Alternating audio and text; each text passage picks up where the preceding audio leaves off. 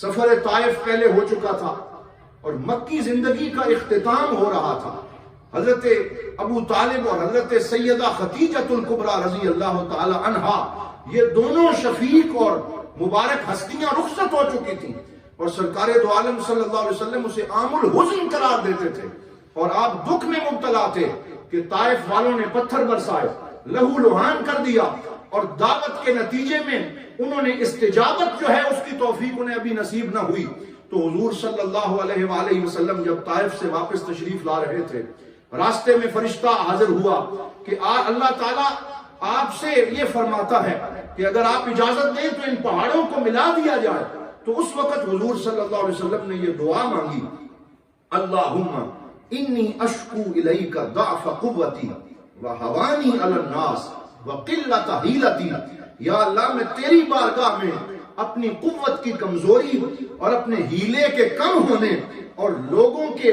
کی طرف سے یہ بے توجہی جو ہے اس کی شکایت تیری بارگاہ میں کرتا ہوں۔ انت رب العالمین، تو سارے جہانوں کا رب ہے۔ انت رب السماوات والارض، تو سارے آسمانوں اور زمینوں کا رب ہے۔ انت رب المستضعفین، تو کمزور لوگوں کا رب ہے۔ وانت ربی، اور تو میرا رب ہے۔ ان لم یکن بک علی غضب فلا ابالی، یا اللہ اگر تو مجھ سے ناراض نہ ہو اور باقی سارا جہان بھی ناراض رہے، مجھے کسی کی ناراضگی کی پرواہ نہیں ہے، میں تو تیرے چہرے کو راضی کرنا چاہتا ہوں، میں تیری رضا چاہتا ہوں، میں تیری طرف سے رضا کی نعمتیں حاصل کرنا چاہتا ہوں۔ یہ دعا بھی مانگ رہے تھے،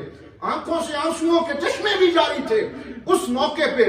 جنات حضور کے پاس سے ان کا ایک قافلہ گزر رہا تھا، تو انہوں نے جب سرکار کا یہ کلام سنا، جب حضور کی مبارک زبان سے یہ دعا سنی، قرآن کی آیات حضور پڑھ رہے تھے وہ سنی، تو انہوں نے سب سے پہلا وہ وقت تھا جب جنات حضور صلی اللہ علیہ وسلم پہ ایمان لائے، اور اس موقع پہ سورہ جن جو 29ویں پارے میں ہے وہ نازل ہوئی، اور حضور صلی اللہ علیہ وسلم کو ایک تو یہ تسلی دی گئی کہ اگر یہ طائف کے چند لوگ آپ پہ ابھی ایمان نہیں لاتے،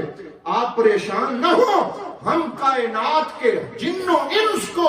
آپ کی غلامی میں دیتے ہیں، اور یہ جنات بھی آپ کی غلامی پہ فخر محسوس کرتے ہیں۔ اور اس کے بعد جب سرکار دو عالم صلی اللہ علیہ وسلم مکہ تشریف لائے، تو انہی دنوں میں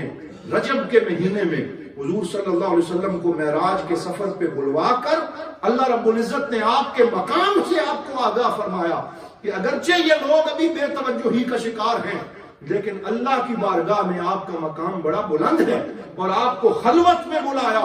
جہاں کوئی نبی کوئی فرشتہ نہیں تھا، اور اللہ تعالیٰ نے لا مکان کی بلندیوں میں فَكَانَ قَابَ قَوْسَيْنِ او ادنا کے قرب میں اپنے نبی کو اپنے دیدار کا شرف عطا فرمایا۔